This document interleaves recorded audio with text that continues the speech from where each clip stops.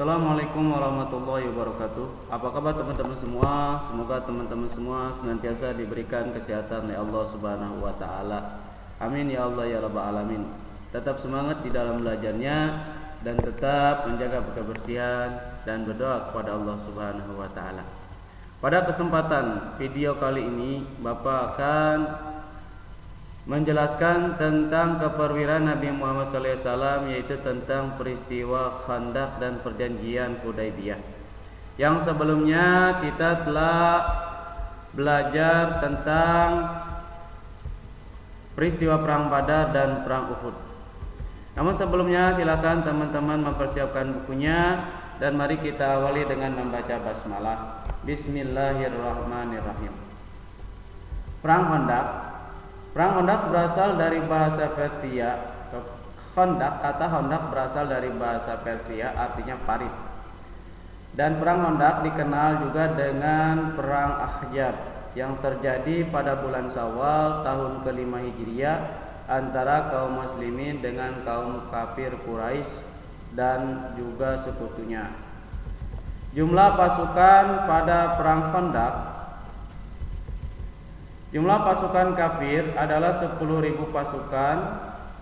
Pasukan Quraisy dipimpin oleh Abu Sufyan. Dan pasukan Quraisy ini bergabung atau bersekutu dengan kaum Ghatafan, Bani Murrah, Bani Murrah, kaum Asjad dan Bani Nadir. Sedangkan kaum Ghatafan dipimpin oleh Uyainah bin Hisn bin Abi Fazarah. Bani Murrah dipimpin oleh Al-Harith bin Auf bin Abi Harithah Al-Muri. Kaum Asjad dipimpin oleh Mir'ar bin Ruhailah. Dan Bani Nadir dipimpin oleh Salaman bin Abdul Huqaiq, Huyai bin Akhtab dan Kinana bin Rabi'ah. Sedangkan jumlah pasukan kaum muslimin pada perang Ahzab atau perang Khandaq adalah 3.000 pasukan. Strategi perang. Rasulullah dan kaum muslimin menggali parit di seluruh wilayah kota Madinah atas usulan Salman Al-Farisin. Pembuatan parit berlangsung selama 6 hari dengan panjang 5.000 hasta, lebar 9 hasta dan dalamnya kurang lebih 7-10 hasta. Berjalannya perang. Dengan sangat berambisi, pasukan kaum kafir langsung menyerang ke kota Madinah untuk menggempur habis-habisan kaum muslimin yang berada di Madinah. Karena mereka bertujuan untuk menumpas kaum muslimin sampai ke akar-akarnya sehingga mereka tidaklah ada lagi. Akan tetapi mereka dikagetkan dengan adanya parit di sekeliling kota Madinah, sehingga pasukan kaum kafir tidak bisa memasuki kota Madinah. Akhirnya peperangan pun berlangsung dari kejauhan dengan saling melemparkan anak panah dan tombak. Ada sebagian kaum kafir Quraisy yang mencoba untuk melewati parit, akan tetapi tidak gagal, dan adapun yang berhasil langsung ditumpas oleh pasukan kaum muslimin. Peperangan pun berlangsung beberapa hari dan pasukan kaum kafir mengepung kota Madinah sehingga kaum muslimin menderita, karena tidak bisa berinteraksi dengan orang luar. Ditambah lagi dengan pengkhianatan yang dilakukan oleh orang-orang Yahudi Madinah, yaitu yang berasal dari Bani Quraisyah yang dipimpin oleh Ka'ab bin Asad. Mereka mengkhianati perjanjian dengan kaum muslimin di Madinah. Mereka ikut bersekutu dengan kaum kafir. Makanya peperangan yang terjadi beberapa hari ini, setelah kurang lebih 27 hari, pasukan kaum kafir merasa putus asa karena tidak bisa atau karena kesulitan memasuki kota Madinah. Dan pada akhirnya Allah Subhanahu wa taala mendatangkan pertolongannya kepada kaum muslimin dengan mengirimkan angin ribut yang dahsyat yang memporak-porandakan kekuatan kaum kafir sehingga membuat mereka kembali ke tempat asalnya dengan menelan pil pahit kekalahan. Jadi perang Ahzab ini alhamdulillah kaum muslimin mendapatkan kemenangan karena pertolongan Allah Subhanahu wa taala. Dan kita lanjut ke perjanjian Hudaybiyah. Perjanjian kaum muslimin Madinah atau Rasulullah dengan kaum musyrikin Mekah yang diwakili oleh Suhail bin Amr. Jadi perjanjian Hudaybiyah adalah perjanjian antara kaum muslimin Madinah dengan kaum musyrikin Mekah yang terjadi pada tahun 6 Hijriah, terjadi di lembah Hudaybiyah yang berada di pinggir kota Madinah.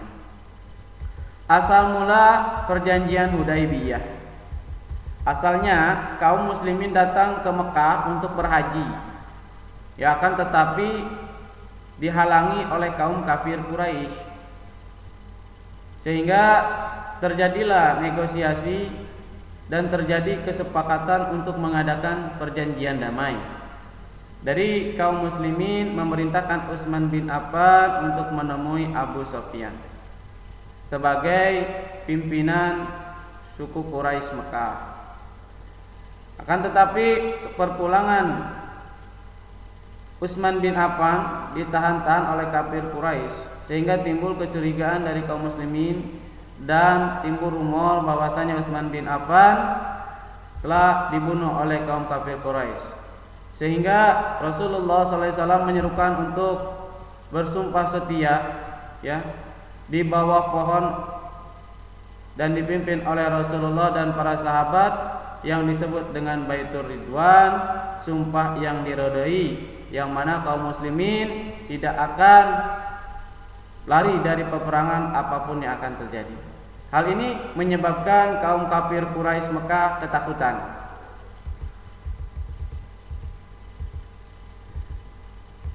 Sehingga terjadilah perjanjian Hudaybiyah tadi, yang isinya kaum muslimin dan kafir Quraisy mengadakan gencatan senjata selama kurang lebih 10 tahun. Yang kedua, mengembalikan kaum Quraisy yang lari ke Madinah, namun tidak sebaliknya. Maksudnya kaum kafir Quraisy yang lari ke Madinah harus dikembalikan, sedangkan kaum muslimin yang lari ke Mekah tidak usah dikembalikan. Jadi ada ketidakadilan. Masyarakat Arab, yang ketiga, masyarakat Arab dibebaskan untuk bersekutu dengan kaum muslimin atau kaum Quraisy. Jadi di sini diberikan kebebasan. Dan yang ketiga, kaum muslimin boleh melaksanakan ibadah haji dan umrah tahun berikutnya. Dan hal inilah yang nantinya akan terjadi peristiwa Fatu Mekah, ya. Dari perjanjian Hudaybiyah ini akan terjadi yaitu pembebasan kota Mekah oleh kaum muslimin.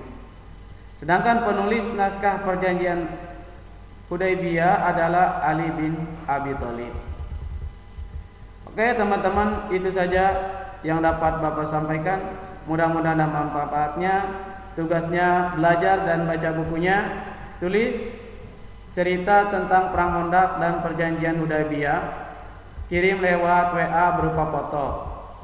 Batas waktu kurang lebih pukul 15 atau jam 3 sore. Terima kasih dan sampai jumpa lagi. Wassalamualaikum warahmatullahi wabarakatuh.